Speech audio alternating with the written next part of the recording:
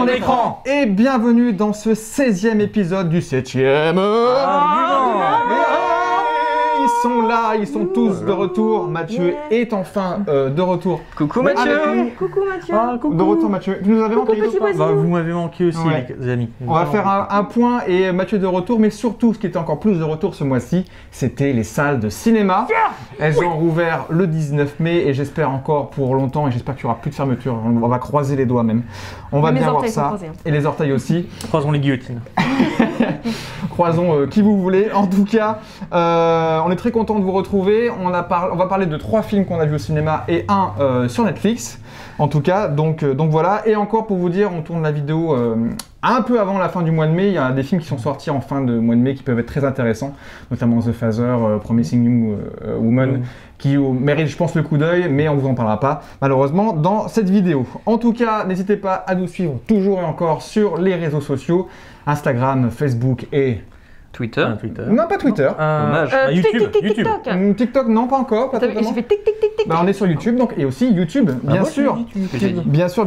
Voilà, très bien. On va pouvoir enfin, du coup, commencer à reparler, j'ai envie de dire, presque du vrai cinéma. Et qui veut lancer la bande-annonce pour la première? Cinéma. Mathieu, je t'ai vas-y. donné mon existence.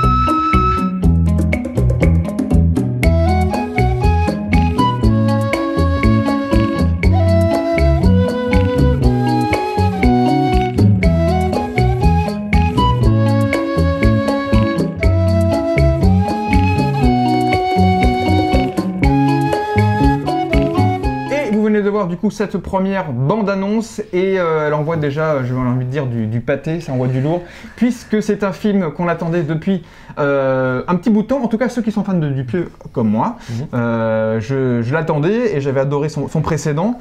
Donc on va bien parler effectivement de Mandibule, réalisé par Quentin Dupieux. Alors Dupieux, si vous le connaissez, vous avez dû voir peut-être quelques-uns de ses films, si je vous dis Rubber, si je vous dis Wrong, Wrong Cops, Wrong Cops.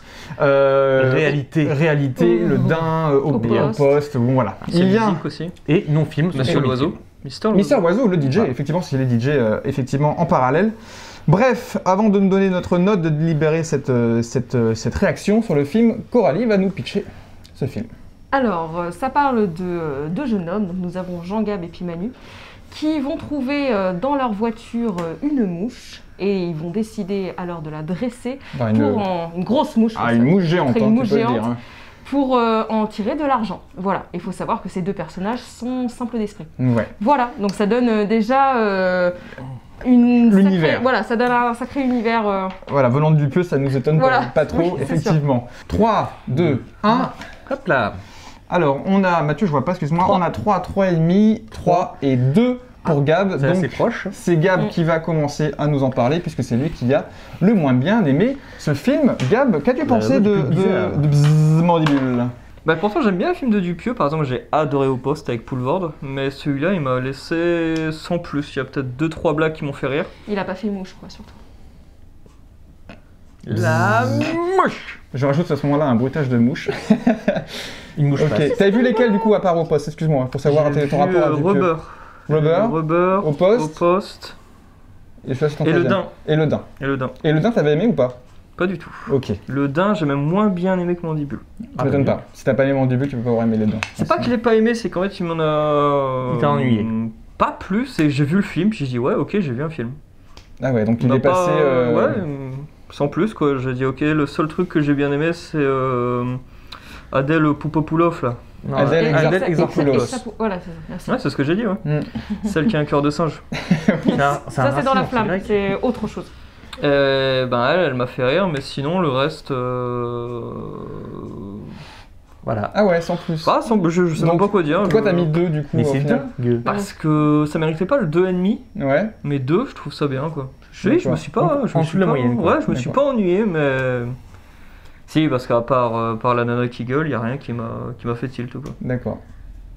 Ok, donc déception presque, parce que là je vois que vraiment. Bah, c'est vrai qu'en plus je l'attendais, mais comme tu dis, j'ai pas aimé le din. J'ai pas aimé le din, donc là c'était un peu dans la même vibe.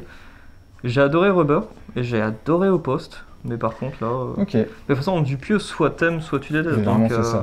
Bah, Mandibule, moi comparé à vous, je l'attendais pas du tout. J'avais même pas spécialement envie d'aller le voir parce que le din, j'avais pas vraiment accroché. Je pense aussi parce qu'on me l'avait trop survendu, dans le sens qu'on m'avait dit qu'il était génial, qu'il était incroyable, qu'il était hilarant. Et en fait, moi je suis arrivée devant et j'ai pas du tout eu ce ressenti-là, donc j'avais été très déçue du din.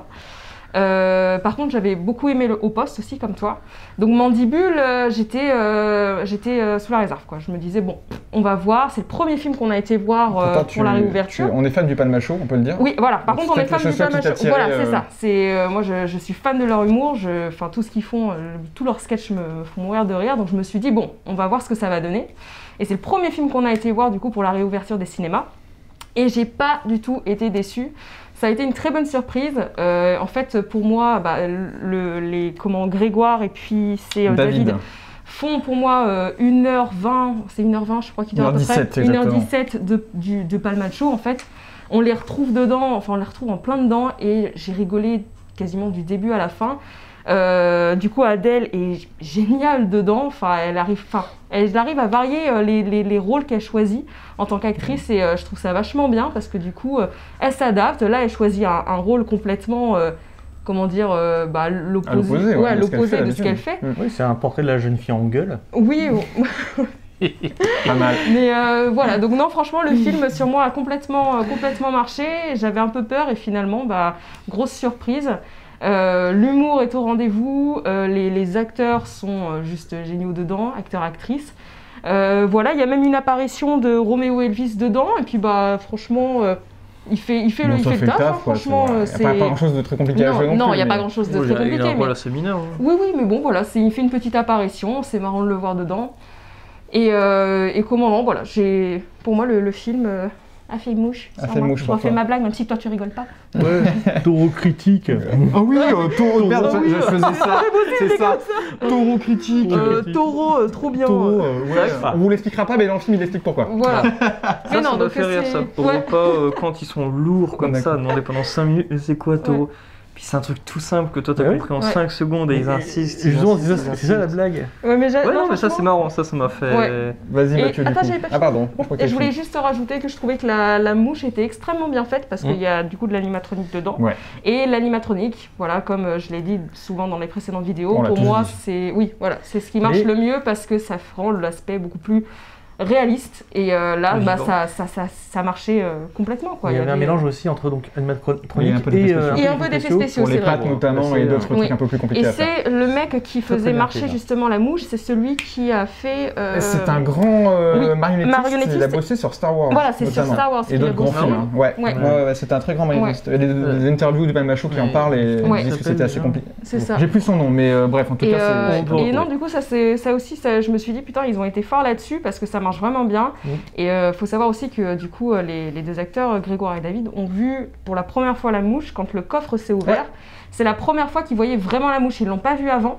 Donc ils ont vu vraiment la surprise et la réaction sur le moment quoi. C'était vraiment du 100%. Donc j'ai beaucoup aimé aussi que Dupieux ait joué là-dessus parce que du coup on voit ils peuvent d'autant plus jouer le côté réaliste sans avoir vu la mouche avant. Bien. Donc voilà, très bon film où j'ai bien rigolé. Mathieu, on monte à 3. On reste à 3. On reste à 3, pardon, effectivement. Qu'as-tu pensé de ce Mandibule? Je vais revenir un petit peu sur ce qu'avait dit Gab, c'est-à-dire lui il a mis 2 parce que ça ne méritait pas 2,5, 2,5 étant évidemment la moyenne pile poil sur 5. Moi je suis juste au-dessus, mais alors moi d'abord c'est parce que malheureusement, cher monsieur Dupieux, je vais devoir juger toutes vos œuvres à l'aune de votre chef-d'œuvre, à savoir Réalité. Et Réalité, ça tapait tellement bien, tellement haut, tellement loin, que forcément, la mouche, ça a l'air d'être, excusez-moi de le dire, un Dupieux mineur. Je ferais plutôt un Dupieux en recherche, puisque justement, à partir du Dain, il cherche vraiment à changer son cinéma. En réalité, déjà, c'est un changement de cinéma par rapport à Rubber, Wrong et Wrong Cops. Et de même, cette trilogie américaine, c'était un changement par rapport à Steak et à Non-Film. Donc, c'est bien de se renouveler, évidemment. Et à chaque fois, évidemment, un film est un prototype. Ça marche pas. En réalité, ça avait marché, mais du tonnerre de Dieu.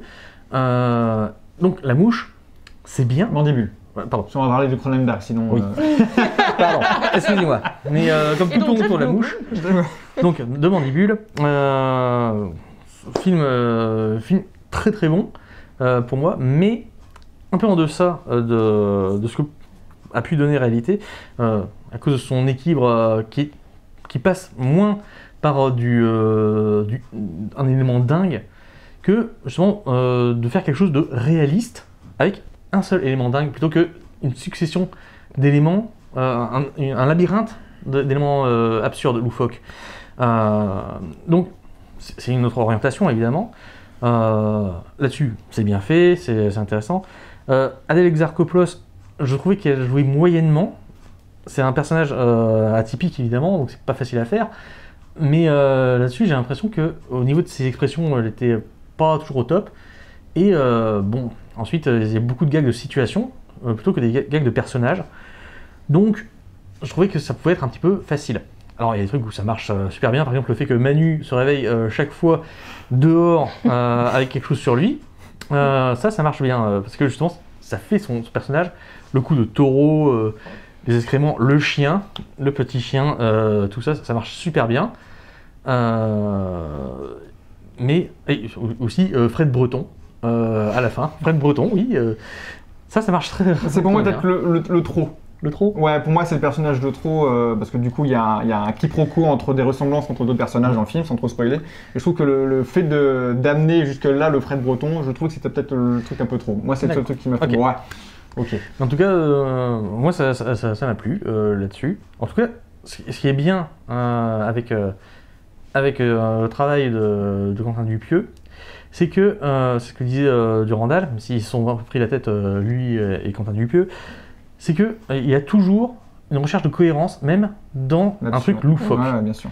Dans l'absurde. Et là-dessus, il n'y a pas à dire, c'est quand même très très bien maîtrisé. C'est pour ça que c'est au-dessus de la moyenne. Et le film lui-même, si on n'avait pas les exigences que l'on a face à un Dupieux, peut-être que je l'aurais mis 3,5, voire peut-être 4. Ah oui. Limite, disons 3,75. Voilà. La fameuse note. Ok Mathieu. Écoutez, je suis d'accord avec tout le monde et pas d'accord avec tout le monde. C'est marrant parce que moi je suis... par rapport à Dupieux et même par rapport au Palma Show, je suis pas très objectif parce que j'adore les trois comparses si on les réunit. Palma Show parce qu'on a toujours regardé leur sketch, on adore leur humour, le second degré et qui est un humour de notre génération, j'aurais envie de dire. C'est un peu nos inconnus de notre génération. Ouais. Je pourrais caricaturer. Bref, et Quentin Dupieux, moi je l'ai découvert comme tout le monde, en tout cas à l'époque avec Rubber. Il y a juste Non-Film que je n'ai pas encore regardé, mais tout le reste j'ai suivi de près. Et effectivement, il a un parcours qui a évalué, mais pour moi, il a un parcours un peu à dents de scie, puisque tu parlais de Réalité, et ensuite il a fait Au Poste, ensuite Le Dain, et ensuite Mandibule. Je trouve que Mandibule, comme Au Poste, pour moi, ce sont ses films les plus grand public, dans le sens où il peut brasser le plus de spectateurs, parce que ça ne demande pas une certaine cinéphilie, ou en tout cas, ça ne demande pas notamment en Réalité ou Le Dain, où là, on est plus limite sur du film de genre. Un peu plus décalé. Là, on est sur des choses beaucoup plus simples comme dans Mandibule. Donc pour moi, ça ramènera peut-être plus de gens qu'un autre film de Dupieux. Pour moi, mon préféré, c'est Le Dain. Je trouve que pour moi, son chef-d'œuvre, c'est Le Dain pour l'instant. Mais en tout cas, Mandibule, j'étais content d'aller le voir. J'attendais forcément de le voir. Effectivement, c'est pas le meilleur des Dupieux, mais je trouve qu'il marche très très bien.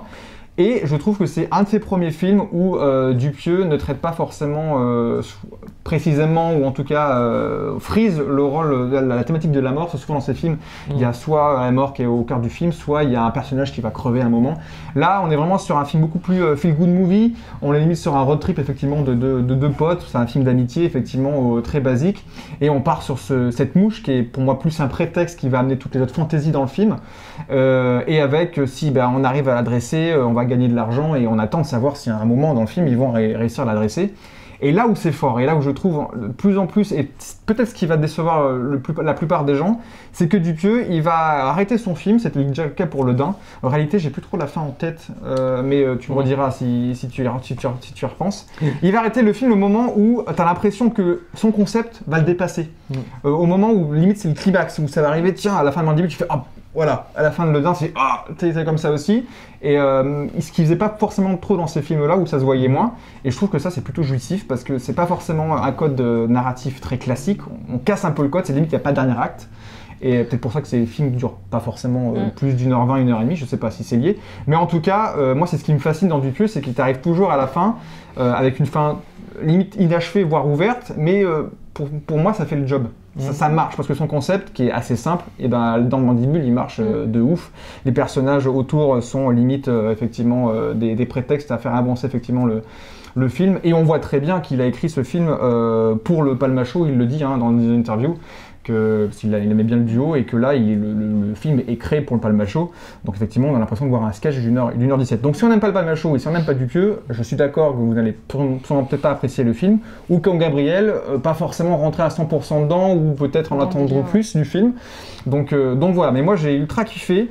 Ce serait peut-être limite mon coup de cœur de reprise du cinéma là, pour l'instant de ce que j'ai vu au mois de mai, mais parce que c'est un film, c'est du cinéma moi qui me fait rire, et je trouve qu'il a une facilité aussi pour tourner des choses. Donc là c'est tourné en France, t'as l'impression que c'est tourné aux États-Unis.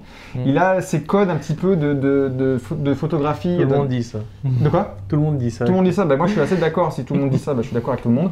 C'est qu'effectivement il a une photographie un peu de clip américain. Il y a un côté très des couleurs et de western un petit peu. Des couleurs assez vives, un peu désaturées. Vives ou désaturées? Non, des couleurs qui sont vives, oui. Mais on voit plein de couleurs, mais elles sont pas forcément très flashy. On est sur une palette de couleurs assez vaste, mais pas forcément très flashy. Il y a plein de couleurs qui se dégagent à l'image. Et on a ce côté un petit peu, il joue avec la profondeur de champ, on sait jamais trop ce qui va se passer autour, pour jouer aussi sur ce qui va arriver autour des personnages. Bref, je vais éviter d'aller trop dans le technique, mais en tout cas, moi j'ai kiffé Mandibule, donc moi je vous conseille. Et si vous aimez Dupieux, et si vous aimez tout ce que fait Dupieux, c'est pas le meilleur, mais je trouve qu'on retrouve quand même sa patte, et pour moi, il continue son chemin, et plutôt noblement. J'attends de voir ce qu'il va faire dans les prochains. Parce qu'il y en a déjà un prévu prochainement, pour cette année peut-être, fin d'année. Ouais, il est parti pour un film presque par an, là, moi presque deux, s'il a été repoussé Mandibule, mais... Au plaisir de vous revoir alors. En moyenne, on vous conseille quand même de jeter un œil à Mandibule, pour savoir si... Un œil à facettes. Oh, bien vu, Mathieu, bien vu. Bon, Gabriel, pour te réconforter, je te propose de lancer cette deuxième bande-annonce. Allez.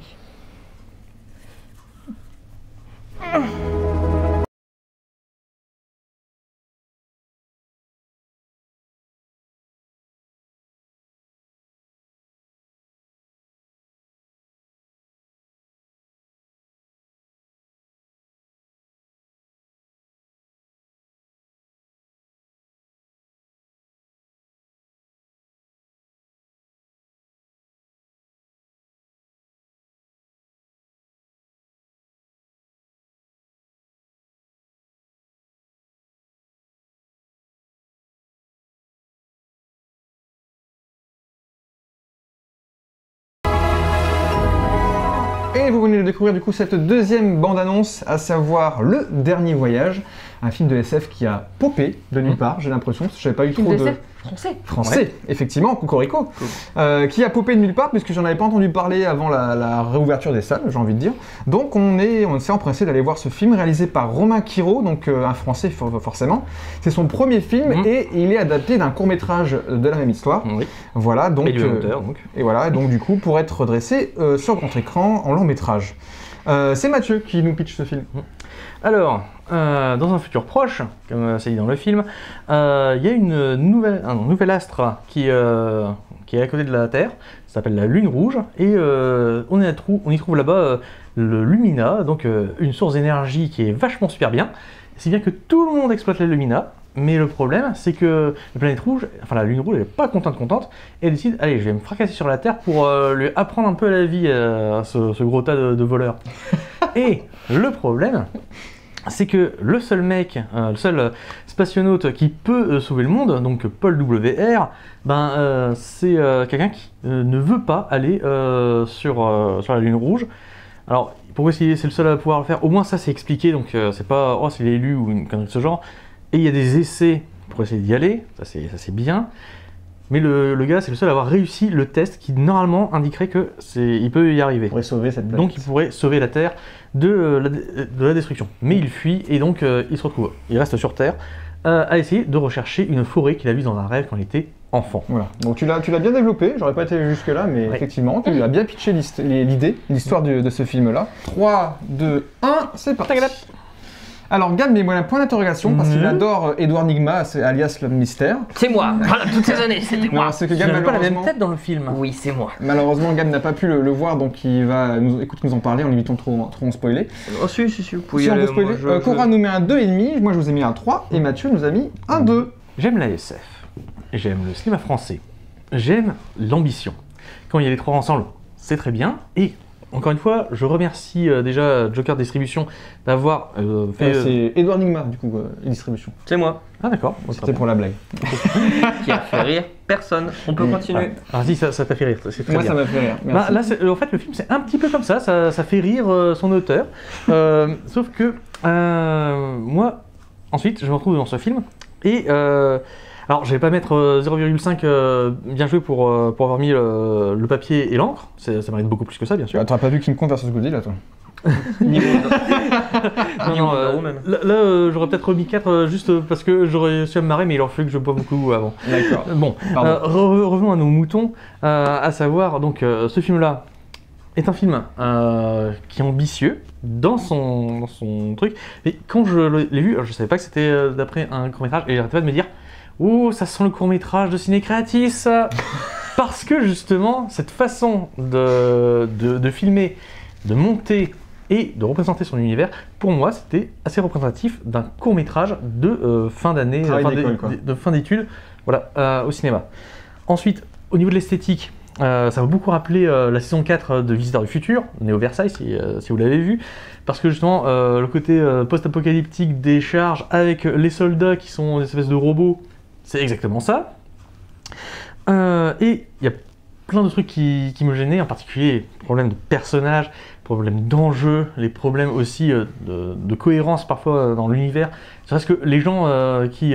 bon allez, dans 3 jours on va mourir les cocos, hein, dit par Philippe Catherine. Si vous avez vu le film, vous saurez. Ensuite, ce film-là, pourquoi est-ce que donc j'ai mis 2? Pourquoi est-ce que je soutiens cette ambition? Pourquoi je soutiens le cinéma français? Pourquoi je soutiens la SF qui n'est pas de la SF bourrine ou de la SF space opéra, mais de la SF de construction, parce que là c'est vraiment une construction d'univers, parce que tout cet ensemble, je me dis, ça aurait été un peu plus travaillé, ça aurait pu être très très bien. En fait, il faudrait un remontage du film lui-même pour le rendre plus rythmé et tout ça, et il pourrait passer facilement la moyenne et voire décoller un peu plus. Mais donc, j'arrêtais pas de me dire, ça aurait pu être tellement mieux. C'est ça ce qui a plombé ma note.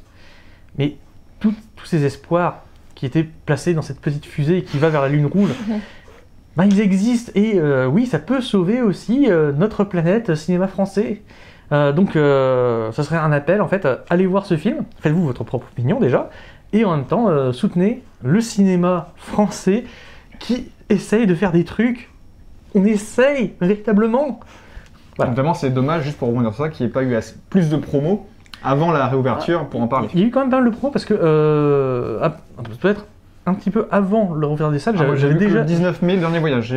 J'avais vu quelques trucs par-ci par-là. D'accord. Et là maintenant, ça commence à faire un beau bouche à oreille. En espérant qu'il puisse rester au vu du nombre de films qui vont arriver après aussi. Là, si il tient genre 2-3 semaines, je pense qu'il arrivera à se lancer suffisamment, et c'est ce qu'on souhaite. Bien sûr. Je pense que là aussi, nous sommes au moins 3 à le souhaiter, et peut-être un 4e quand il ira le voir. Peut-être. On va continuer avec Cora qui a mis un 2,5, donc la moyenne. On t'écoute.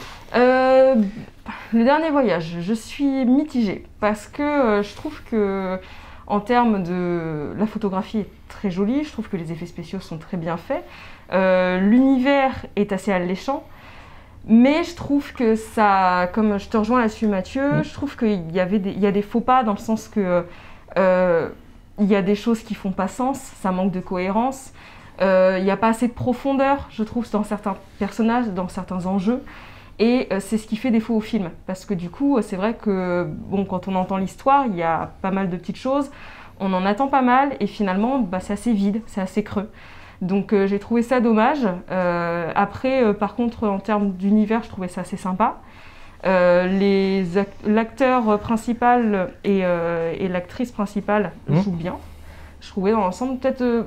l'actrice bien, l'acteur principal, je sais plus comment il s'appelle. Hugo Becker. Hugo Becker. En français. Il a fait beaucoup de séries. Ouais. Je trouvais qu'il jouait bien, mais à des moments, je sais pas, j'étais un petit peu... Et on peut notifier, du coup, si on parle du casting, je me permets, il y a Paul Ami aussi qui est plutôt connu, il y a Jean Reno qui a un petit rôle dedans, et Philippe Catherine notamment. Mais du coup, non, voilà, en termes d'univers, je trouvais que des fois, il y avait des petites influences, notamment, je trouve, par rapport à Mad Max. Je trouvais également aussi qu'il y avait un petit côté Last of Us entre les deux personnages principaux. Est-ce que tu verrais pas du Last of Us partout? Non, je le dis pas à chaque fois, hein, mais je trouvais que là, le côté, au début, il la rejette et finalement, après, il la protège. Il y a ce côté un petit peu Last of Us, je trouve, entre les deux personnages. Oui, exactement. Je t'assure, parce que les flics, je trouvais que... Enfin, les flics. Ceux qui font les robots, ceux qui font l'ordre. Tout au niveau du costume, pour moi, ça faisait clairement un clin d'œil aussi à Star Wars. Un petit peu. Donc il y a des choses, où j'étais un peu déçue parce que le coup de la forêt, c'est vrai qu'il y a toute une intrigue dessus. On se dit qu'est-ce qu'il va y avoir là-bas et tout ça. Et finalement, j'ai été très déçue de la finalité par rapport à ça. Et puis donc voilà, je trouve que c'est encourageant, mais ça manque de profondeur et ça manque de plus en fait, tout simplement. Donc voilà. Ouais. Alors moi j'ai mis on dirait une belle note comme ça, j'ai mis un 3. Je vous avouerai que c'est plus un 2,5 déguisé en 3 pour l'encouragement de voir ce type de cinéma. Je vais pas rebondir sur ce que vous avez déjà dit, mais en tout cas je suis assez d'accord sur ce que Mathieu et Cora ont dit. Je vais essayer de dire des choses un petit peu différentes.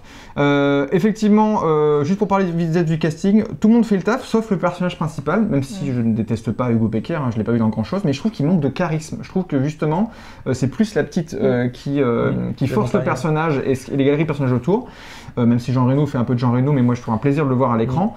Et Paul Ami fait le taf aussi, mais je trouve que malheureusement, le personnage principal, peut-être que ça joue aussi sur le fait que le film manque un petit peu de puissance, manque un petit peu d'atomes crochus. Il aurait fallu Alban Lenoir en fait. Ah non, peut-être pas non plus, j'aurais pas le dit Alban Lenoir. T'aimes pas Alban Lenoir? Je suis pas fan non plus de Alban Lenoir. Bref, en tout cas, je trouve qu'il manque un peu de charisme pour le casting. Au-delà de ça, effectivement, il y a un univers, on sent qu'il y a une recherche, une vraie direction artistique, les effets spéciaux sont effectivement bien soignés, mais effectivement, il y a peu, mais plutôt bien amené ou plutôt bien fait, mais effectivement, ça ne te suffit pas à bien te caler. C'est comme si on t'a amené plein de bons canapés, mais on t'en a amené que 2. T'en manges 2, ils sont très très bons, mais il te manque assez pour tenir pour la soirée.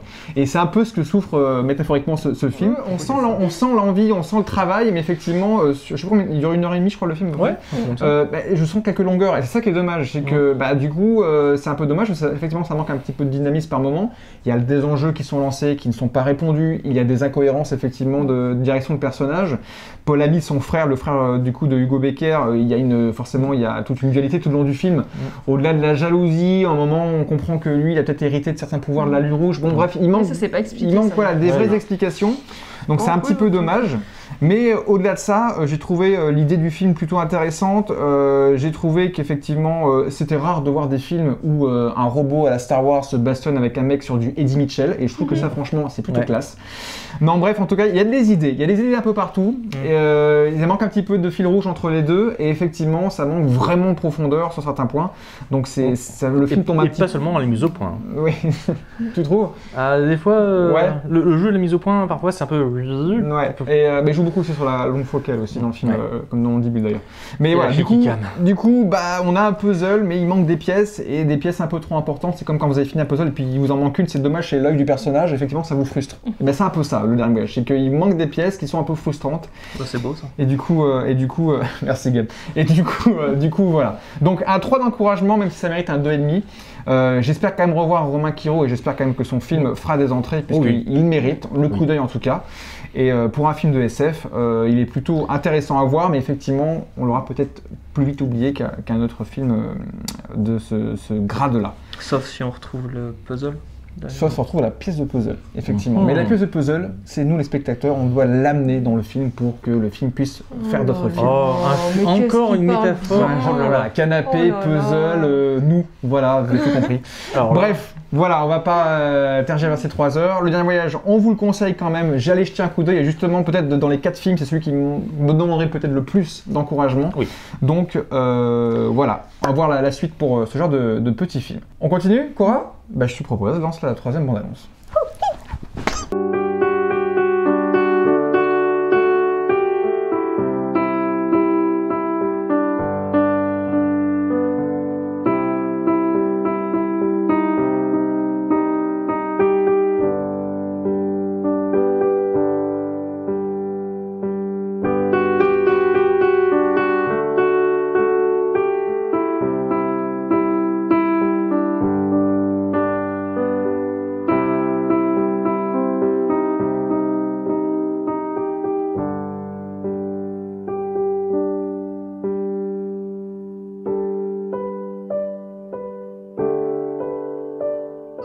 Et vous venez de voir la 3e bande-annonce, donc le 3e film que l'on a vu au cinéma avant de passer tout à l'heure sur Netflix, à savoir Falling, réalisé par Viggo Mortensen, donc l'acteur principal du film, vous le connaissez forcément, c'est un très grand acteur. Voilà, Aragorn, c'est un des anneaux par exemple, mais pas que. Capitaine attristé surtout. Oui. Ou History of Violence aussi, qui est très très bien.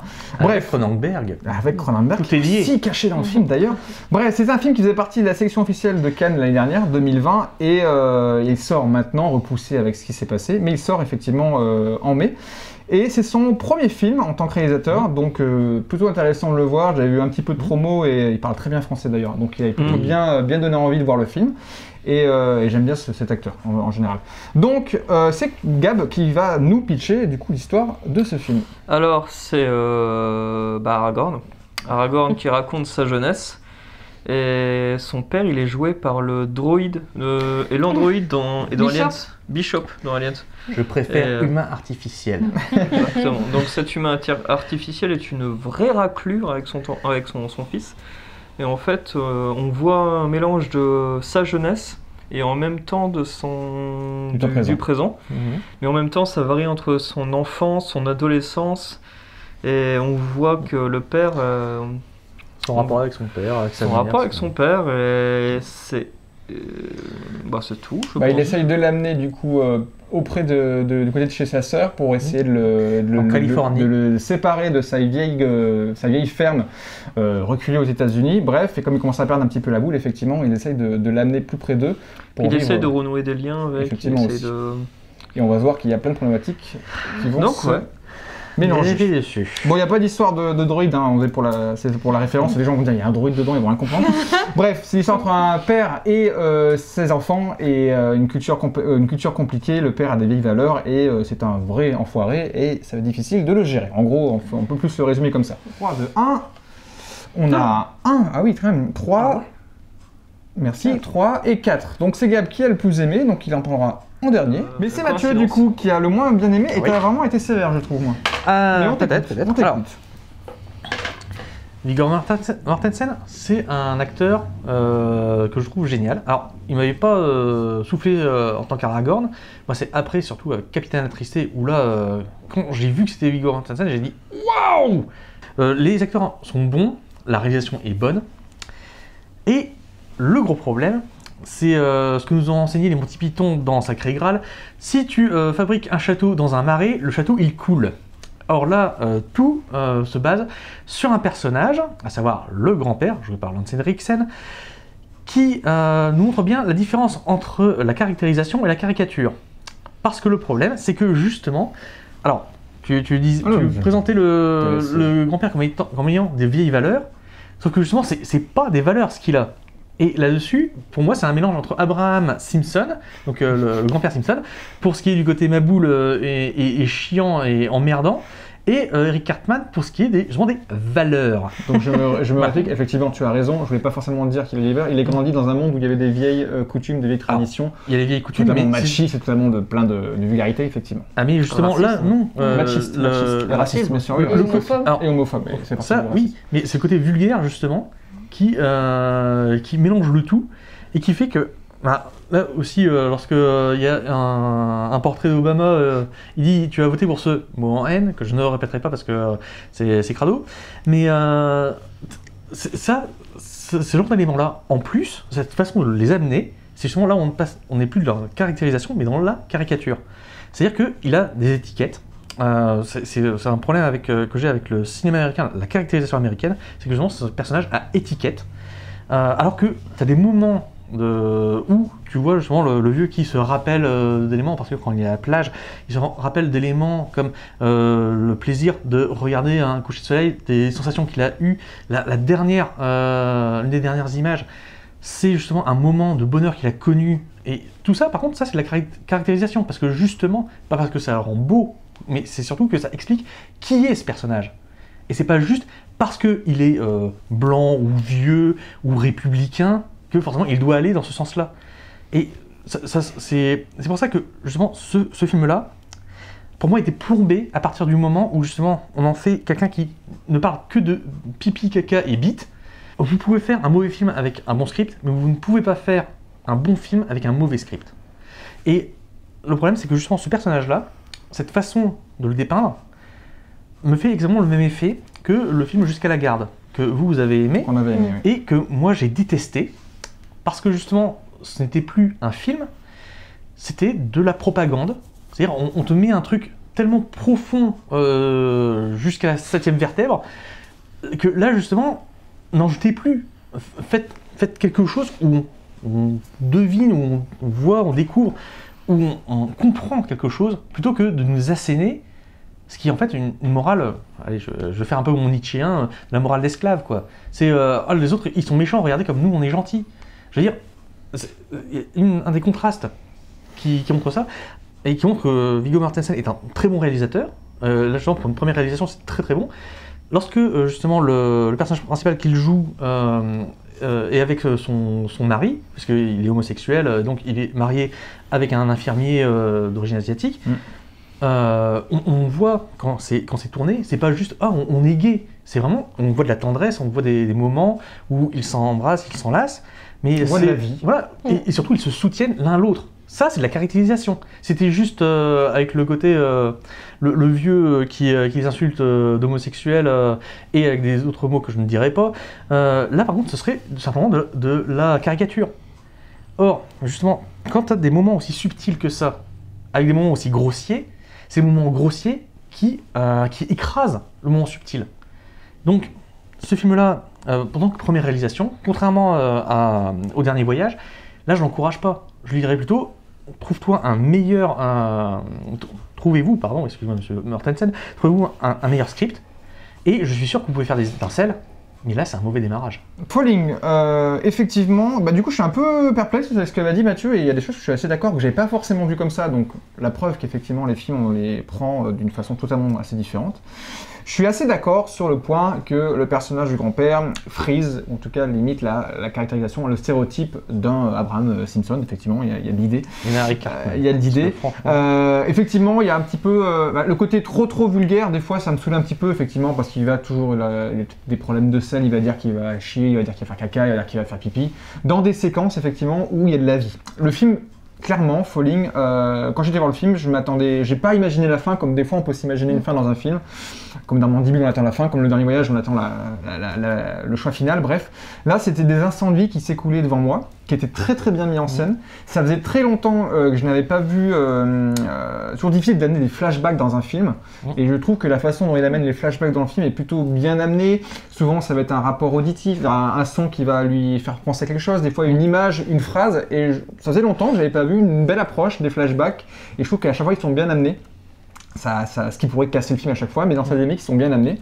Il y a deux séquences, moi, qui m'ont scotché, donc là, c'est peut-être plus en termes de jeu d'acteur que de mise en scène, mais la séquence du repas de famille, où là, tout le monde est réuni, il y a la sœur, il y a lui, les petits-enfants, il y a plein de dialogues qui feront écho à peut-être des moments de famille qu'on a pu vivre dans des repas, par exemple, et la séquence où, pendant tout le long du film, léger spoil, Mortensen prend sur lui, et à un moment il explose et il va s'engueuler avec son père, et cette séquence est très prenante, très émouvante. Voilà, il y a deux grosses séquences comme ça, Et effectivement, la fin du film, elle arrive. Je me dis pas que ah bah tiens, je m'attendais pas à ça, je m'attendais à ça. Elle arrive comme elle doit arriver, et pour moi, la boucle est bouclée entre guillemets. Et c'est peut-être ça le problème, c'est que j'ai l'impression d'avoir vu peut-être que des instants de vie bien traités, même si c'est un personnage un peu borderline, bien amené.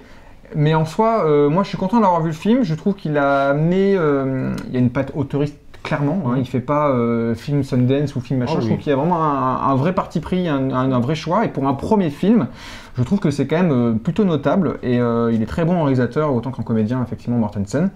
Mais avec ce que tu m'as dit, effectivement, peut-être le point négatif du film, c'est peut-être l'écriture de ce grand-père, qui des fois est pas forcément la plus noble ou la plus réaliste, par moment, même si voir ce genre de personnage existe dans la vraie vie. Hein. Mais si je peux mettre un petit bémol, là je dis pas que je suis pas content qu'on ait mis un mec qui soit un salaud. Moi ça me dérange absolument pas qu'on présente un salaud, mais justement c'est par exemple le fait qu'on montre c'est un salaud, d'accord, mais on ne dit pas pourquoi. Et ça pourrait être effectivement son éducation, mais il pourrait dire, par exemple, sur l'homosexualité de son fils, c'est vraiment, ça l'a déçu, à cause de sa tradition, valeurs et tout ça, pas de souci. Bah, c'est que mais ce serait justement... Il manque d'empathie, on n'a aucune empathie presque tout le long du film avec ce personnage. C'est ça. C'est peut-être ça, c'est qu'à un moment, on ne sait pas pourquoi il est comme ça. On n'entre pas avec ce personnage. Donc, c'est dommage. Donc voilà mon avis sur Falling, et non mais ça rebondissait aussi. Cora, je te permets, continue. Eh ben, écoute, j'ai un avis... dire des choses... Ouais, Pardon, non, mais c'est vrai que... ça, dans le sens que j'ai un avis qui est plutôt similaire au tien, dans le sens que pour moi, même si, bon, le grand-père, il peut y avoir un côté, c'est vrai, un peu trop stéréotypé, mais pour moi, ce genre de personnage existe. Après, peut-être que oui, il y a un manque, entre guillemets, d'explication sur le pourquoi du comment il réagit à chaque fois comme ça. Ça, ok. Falling, sinon, écoute, je l'ai trouvé plutôt bien, il est assez, comment dire, je trouve qu'il est assez limite violent entre guillemets à des moments, dans le sens où il y a des scènes qui sont difficiles. C'est-à-dire qu'en fait, on ressent le malaise en fait pour le fils. C'est-à-dire qu'on se met à sa place et on se dit mais oh mon Dieu, mais quelle horreur quoi. Il y a beaucoup de moments en fait où on est dans une situation malaisante par rapport au personnage principal, donc le fils, enfin un des personnages principaux. John. Ouais, John. Mais non, il est touchant, il est profond. C'est vrai que je pense qu'il peut, quand on va voir ce film-là, il peut nous ramener à des situations évidemment vécues. Je veux dire, on a tous une famille, on a tous, je pense, eu des hauts et des bas dans nos familles. Et c'est vrai que ça peut faire écho des fois à certains conflits ou certains moments gênants. Enfin bref, on voit bien qu'en fait, il y a vraiment une réelle différence de pensée et de valeur entre les deux, alors que pourtant, c'est le père a en partie éduqué son fils. Et on voit qu'il y a un monde entre les deux, et ce qui crée justement tous ces malaises, en fait, parce qu'ils sont l'opposé. Et d'un côté, on a le fils qui est empathique et qui essaye de soutenir son père et de faire en sorte de le protéger dans toute sa complexité. Et de l'autre, on a un père qui est buté, qui est têtu, enragé et qui a énormément de colère, mais en même temps beaucoup de tristesse en fait. On comprend tout à la fin, je trouve, surtout. Donc voilà, c'est complexe, et ce qui représente les familles, c'est complexe. Voilà. Donc voilà, le point négatif surtout que j'ai trouvé pour moi, c'est je trouvais pas mal de longueur. Donc il y a des fois où je m'ennuyais un petit peu pendant le film, mais sinon je trouvais que c'était bien joué. On ressent bien les sentiments des personnages, donc voilà, c'est ce qui indique que c'est bien joué. Je pense qu'il y a du vécu peut-être de la part, je remonte sur ça, on se posait la question par rapport à la fin, que c'était dédié à deux personnes de la famille, donc je pense que c'est cette révélation-là que Viggo Mortensen a vue, et donc dont il témoigne. Donc voilà, je trouvais que c'était plutôt un beau film. Qui globalement m'a bien plu, malgré ces quelques longueurs qu'il y a pu y avoir au cours du film. Très bien. Voilà pour moi. On va finir avec Gab qui a mis la meilleure note, et j'ai hâte de savoir pourquoi. Comme tu disais, les familles c'est super complexe. En fait, moi déjà le film je l'ai vu avec mon frère. Et en sortant de la salle, je me suis dit, il y a sûrement qu'on ait des trucs que j'ai fait des comparaisons, et pareil, lui il a pensé à des trucs.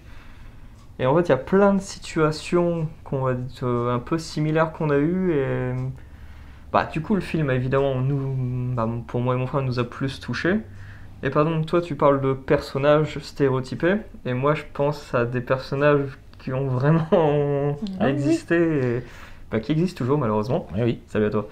Et ça, le père qu'il a eu, il y a quelques ressemblances. Des fois, il y a vraiment des moments gênants. Je la regarde, je fais ah ouais, bah donc c'est pas que moi, parce que je veux dire, il y a un échange de regard dans le cinéma. Ah ouais, c'est pas qu'au cinéma, il y a aussi dans la vraie vie. Et du coup, ça m'a plus. C'est un film qui m'a vachement touché en fait. Ouais. Genre, vraiment, quand t'as quelqu'un d'immonde, on va dire un parent immonde, et que toi, t'essayes d'arrondir les angles, t'essayes de pas écouter quand elle dit des saloperies, ou t'essayes d'être bienveillant. Et ça marche pas toujours, parce que quand cette personne a envie de tout foutre en l'air, et tout foutre en l'air. Donc ouais, c'est un film qui m'a plus parlé, mais au point de vue personnel, mais même au niveau de la réalisation. Moi déjà, j'adore Viggo Mortensen. Je trouve qu'il joue vachement bien dans Green Book. Je l'ai adoré dans Green Book. Il passe de rôles très très différents. Ouais, c'est ça. C'est marrant, parce que dans Green Book, il joue carrément un homophobe, un raciste aussi. Il joue le personnage du père. Ouais. Et puis un gars est beaucoup plus, il a la tchatch, c'est Tony la tchatch, donc tu vois, il est beaucoup plus, tu vois, il entre dans une pièce, c'est lui qui dirige. Alors que là, il est un peu plus effacé, mais il est beaucoup plus calme. Par exemple, tu comprends des trucs, ça j'ai bien aimé, tu comprends on va dire, le passage de l'adolescence à l'adulte qu'il est aujourd'hui. Il a eu par exemple des problèmes d'alcoolémie. Mais ça, on te le balance pas à la tronche. On te le suggère de dire tu bois plus. Non, je bois plus, je te suis à l'eau. Je te suis à l'eau. Non, il y a plein de, comme tu disais, vraiment les deux grands moments, c'est le repas de famille. Pareil, le repas de famille, il y a des trucs, ça. Salut souvenir, t'es là. Installe-toi, vas-y, viens, on est bien. Et l'engueulade, et quand vraiment tu vois que tu prends, et quand ça claque, puisque pendant tout le film, il a eu une voix très plate, très, très sympa, et là tu le vois à péter un plomb au point de baver et tout, et que c'est le père qui a peur, tu dis ouais, normal, tu peux pas faire du mal toute ta vie, et que les gens se rebiffent pas, voilà, c'est ça. Sans conséquence. Et donc, c'est ce qu'il lui dit à un moment d'ailleurs, tu peux pas être un connard toute ta vie, mais à un moment ça risque de retourner vers toi et tu finiras tout seul, ou j'ai pu lui dire un truc comme ça. Tu vois plus maintenant le père proscrit dans le canapé, qui veut pas entendre les vérités que son fils lui dit, et qu'il a raison parce qu'il touche dans le mille, et vraiment le fils qui se dresse devant lui. En termes de mise en scène, effectivement, il y a un travail. C'est bien fait. Mais du coup, c'est. Mais je pense qu'il y a des films qui touchent plus des personnes que d'autres. Forcément. Je pense que ce film-là, il peut forcément. Même si Mathieu n'a pas mis une belle note, il a forcément été touché. Ça fait écho à plein de trucs. Toi, c'est celui qui a été le plus touché par rapport à des choses que tu as peut-être effectivement vécues dans ce cadre-là, mais il ne peut pas ne pas toucher. Je pense que si on à faute du film, c'est pas possible. Mais c'est pour ça que j'ai beaucoup de sympathie envers le film, parce que c'est un film qui m'a beaucoup parlé. Donc par exemple, il y a plus de trucs, les longueurs, comme tu disais, les longueurs, j'ai plus pardonné les longueurs. Mais c'est vrai qu'il y a quelques longueurs, mais j'ai bien aimé. Et en fait, j'ai bien aimé aussi la subtilité. J'adore la subtilité dans les films. Et là, on t'explique pas clairement qui est vivant, qui est mort, comment ils sont vivants, comment ils sont morts. C'est peut-être un détail, mais tu sens que le père il a un problème sans jamais qu'on lui dise. J'ai bien aimé la subtilité du film, je l'ai trouvé intelligent en fait. Donc un petit pouce, effectivement, Falling, on vous le conseille, en tout cas à faire votre propre avis comme Mathieu, ou en tout cas à apprécier comme nous un peu plus peut-être. Donc Viggo Mortensen, on a envie de te revoir derrière la caméra, j'espère. Ouais, clairement. Et te revoir aussi devant et derrière, en tous les cas, on aime te voir partout.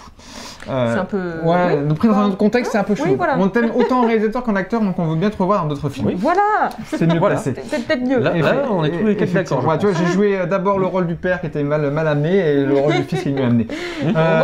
Très bien. Bien vu. On arrête là en tout cas pour les séances, on veut dire un truc cinéma. On va parler d'un dernier film qui est sorti sur Netflix qui était plutôt attendu. Et on va voir ce que ça vaut. Je lance la bande-annonce et cette fois-ci je fais un coup de boule. Moi je suis comme ça moi. Coup de boule.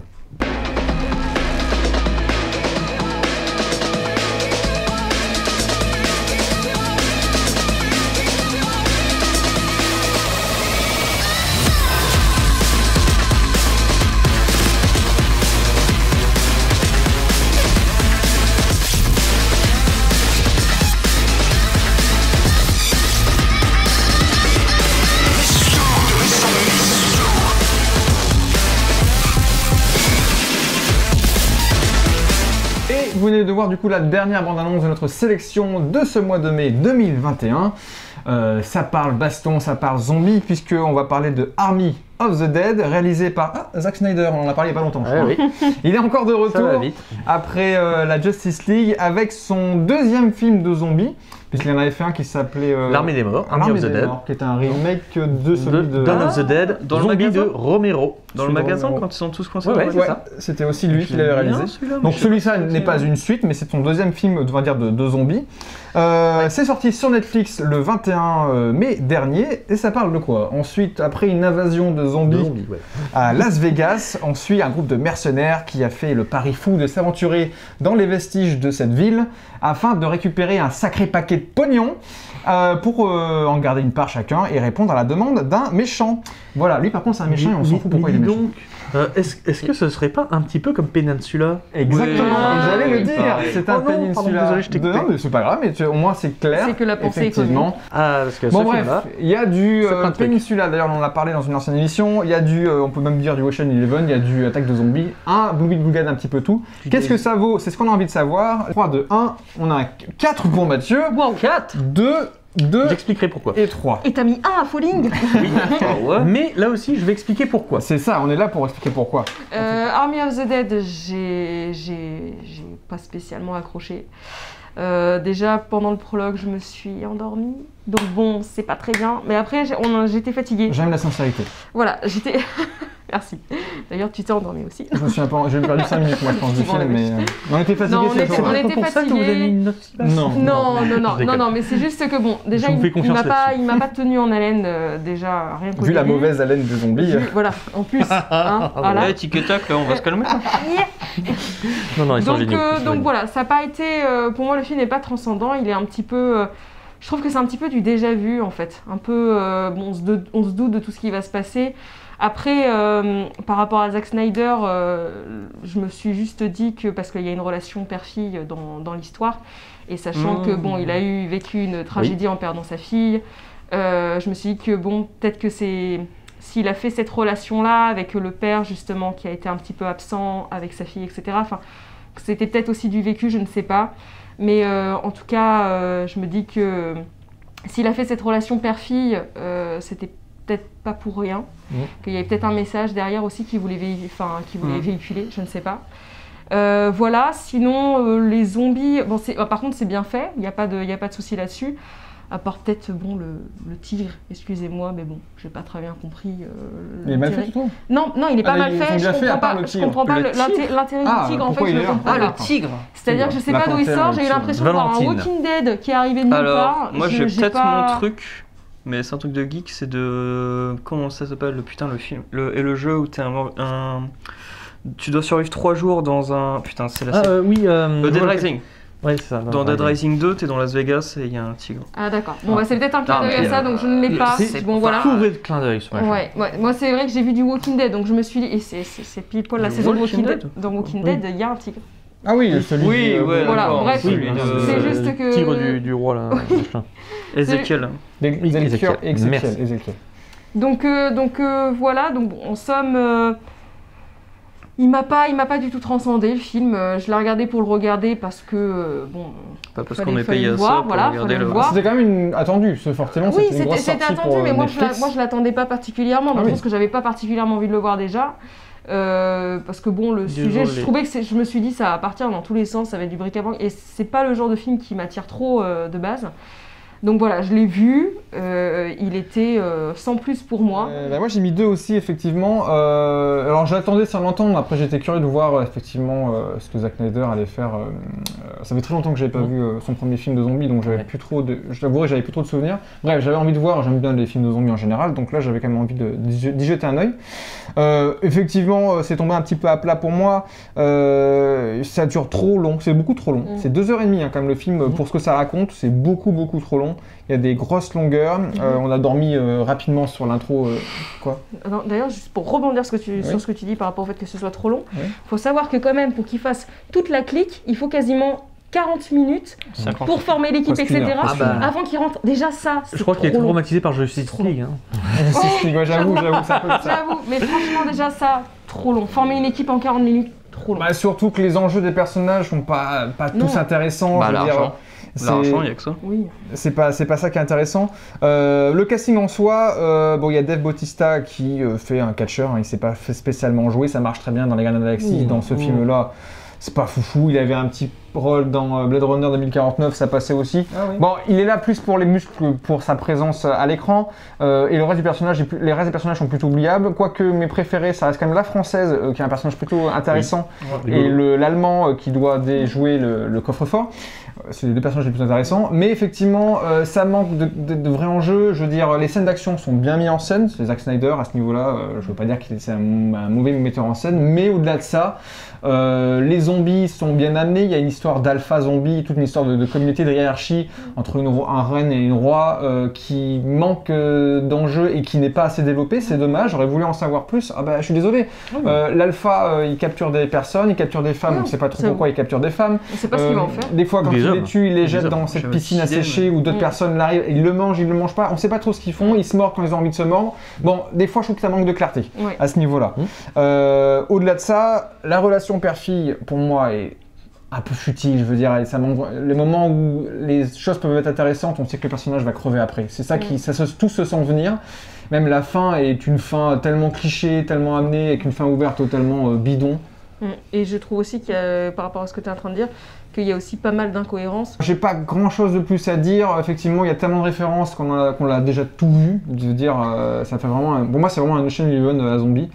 On présente des personnages et chacun va chercher chaque personnage pour l'amener et faire le casse. Voilà. Et comme dans Indiana Jones 4 où Harrison Ford survit à une explosion nucléaire dans un frigo, là un coffre-fort, même s'il est fissuré, protège quelqu'un et l'argent qui est à l'intérieur, et ça c'est plutôt fort. Les radiations, c'est déjà plus réaliste qu'un frigo des années 50. Ouais, mais Indiana Jones ça me paraît plus crédible finalement que dans Army of the Dead. Ah si, je suis désolé, en termes d'icône et de personnage, Indiana Jones survivre à des choses horribles, c'est beaucoup plus crédible que de voir un mec on s'en fout. Des choses de forme humaine ou de taille humaine. Avoir de l'argent pour ça. Bref, bon, c'est pas une purge, c'est pas un grand film, mais ça manque tellement d'originalité que pour moi, ce qui est marrant, c'est que c'était un film d'action, mais je l'ai trouvé plat. C'est-à-dire que je trouvais que... Non, je suis ça va. Niveau baston, il y a quand même de l'action. Il m'a pas bien chorégraphié quoi. Déjà, je voulais le voir. Je l'ai même proposé pour qu'on en parle. Moi déjà, j'aime bien les films de zombies. Le casting était bien. Donc oui, j'avoue que le début, il est un peu long. Le temps de tout mettre en route, c'est un peu long. Mais quand c'est lancé, je trouve que ça glisse bien en fait. Même s'il y a... Par contre, moi, il y a une incohérence. Un personnage qui disparaît, il vanish. Il n'y a pas d'autre explication, il vanish. Tout à la fin, sans spoiler, ils sont 3 montés dans l'hélico. Ouais.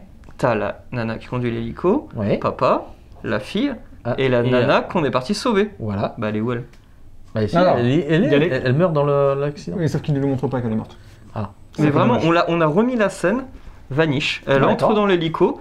Et fin de casting, on voit ceux qui sont morts, ceux qui sont pas morts, mais elle, on ne sait pas ce qu'elle est. Et du coup, je trouve que ça perd tout intérêt pour le film parce qu'il partait vraiment la chercher pour la sauver. Finalement, on la voit même pas. Donc en fait, c'est l'objectif de la fille. Attends pour moi. Ouais, mais du coup, c'est l'objectif de la fille. Ça foire complet quoi. Ouais, c'est ça. Au moins, tu as montré, je sais pas quoi, tu as risqué ta vie pour aller la sauver. Bon, elle est morte, au moins, tu fais un petit plan, tu montres que. Tout ce qui est zombie, c'est du Days Gone. C'est un jeu, c'est exactement la même chose. On tue pas des zombies, on tue des mutants. Et ils ont pareil la sorte de phase la nuit où ils dorment en fait la nuit. Bon, mais ça a été vu dans The Last of Us le premier, ça a été Je suis une légende avec Will Smith. Ouais, mais en fait c'est pas les pareil. vampires. Là, déjà. Et là on parle de hordes. Là c'est vraiment des hordes à perte de vue qui dorment et puis dès qu'il y a un peu de soleil. Non, c'est l'inverse. Ça a déjà été vu avant Days Gone, largement. Mais aussi, et dans Days Gone, tu as aussi les alphas qui parlent, qui réfléchissent, qui conduisent même un hélico à la fin, mais bon, ça, c'est un autre délire. Mais du coup, si, j'ai bien aimé, mais sans plus. Je pense pas que j'irai me le remater, mais j'ai pas un mauvais goût dans la bouche, quoi. Ça passe. Le générique d'intro est cool. Oui. Je prends toujours des musiques un peu.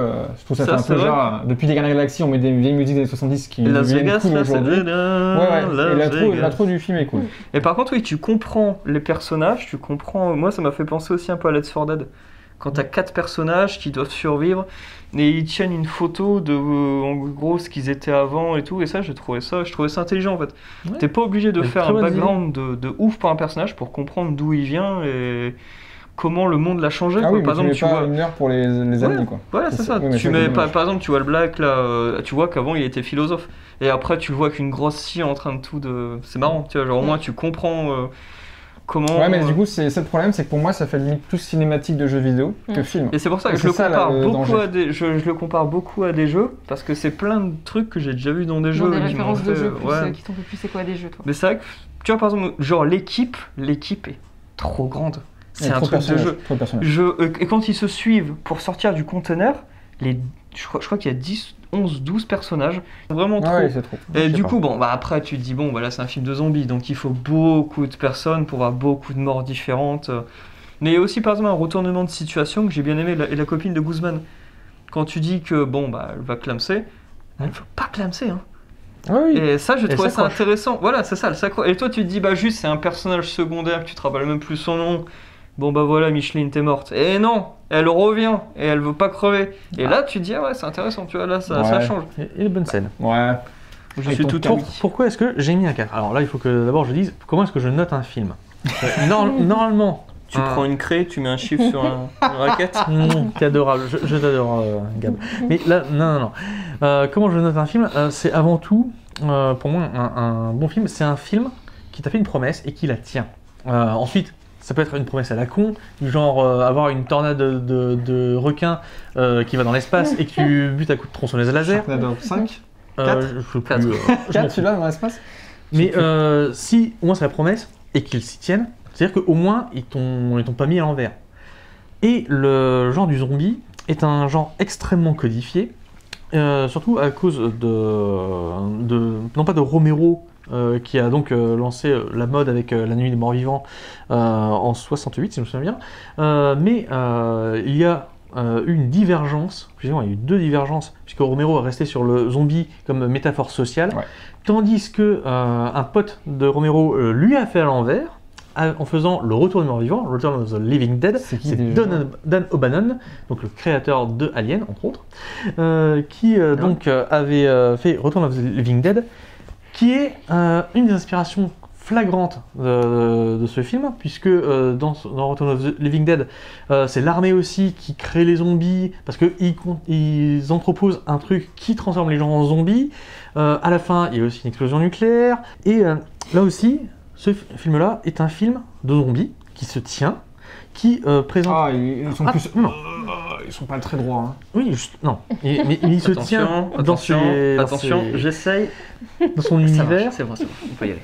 Il se tient dans son univers, il se tient dans sa cohérence, il tient dans sa proposition, et en plus il a quelques innovations, donc le côté des alphas et tout ça, qu'on a repris de I Am Legend, ce qui fait que ce film-là, en fait, c'est un petit peu comme un film de Roland Emmerich.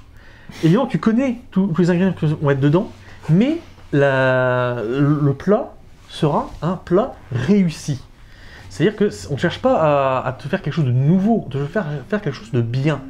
Et à ce niveau-là, justement, alors c'est peut-être parce que c'est un peu trop méta, mais je voyais justement à quel point le film, en fait, et surtout sa présentation, cette façon de faire, est en résonance avec d'autres films. C'est donc, en fait, un ensemble de films. C'est plus un film qui parle de la condition actuelle des films à Hollywood. Où justement on a le truc de base qui est représenté par le zombie, et tu vois tous les acteurs qui se préparent à faire le film de zombie, donc qui est le casse, métaphorisé par le casse. Or, tous ces personnages-là, justement, ce sont des archétypes que l'on a actuellement à Hollywood, et qui sont des archétypes un petit peu obligés. Et ensuite, ils sont détournés, dans le sens, leur trope est déconstruit à travers justement leurs actions. Voilà pourquoi j'ai mis 4, c'est parce que c'est un film en fait qui à chaque moment essaye de tenir sa promesse initiale. Et ensuite il en fait d'autres, parce que justement chaque présentation de personnage, justement c'est une promesse, il va se passer ça. Mais, parce que c'est un film hollywoodien, hein, il est pour divertir surtout, mais moi ça n'a pas marché. C'est pour divertir, Là j'ai d'accord, déjà vu les choses. mais c'est divertir de la bonne manière. Et selon moi, là, à ce niveau-là, justement, c'est une vieille recette, mais bien faite, et justement, avec une réalisation actuelle. Très bien, on est du coup assez mitigé, assez sur des avis très divergents pour Army of the Dead. C'est sur Netflix, donc si vous avez plus rapidement, je pense, accès à ce film. Donc faites-en vous votre propre avis. Si vous aimez les zombies, c'est toujours sympa à regarder, en tout cas j'espère pour vous. Bon, en tout cas, on se retrouve le mois prochain pour reparler encore cinéma. Si vous n'y avez pas encore été, allez-y. Il y a pas mal de films dans des genres totalement différents. Et les gros blockbusters arriveront cet été, ne vous inquiétez pas, il y en a pour tous les goûts. Bref, voilà, on fera un point sur le mois de juin, des attentes, il y en aura plein, je pense, et on se dit à très vite. N'oubliez pas de nous suivre sur les réseaux sociaux qui se réaffichent juste en bas ici, et on finira avec cette belle petite phrase de Petit Pied que vous connaissez tant. Il y a des choses que l'on voit avec ses yeux et d'autres que l'on voit avec son cœur. Même Gab le fait. Alors, on se retrouve à très bientôt. 3, 2, 1, Ciao. ciao.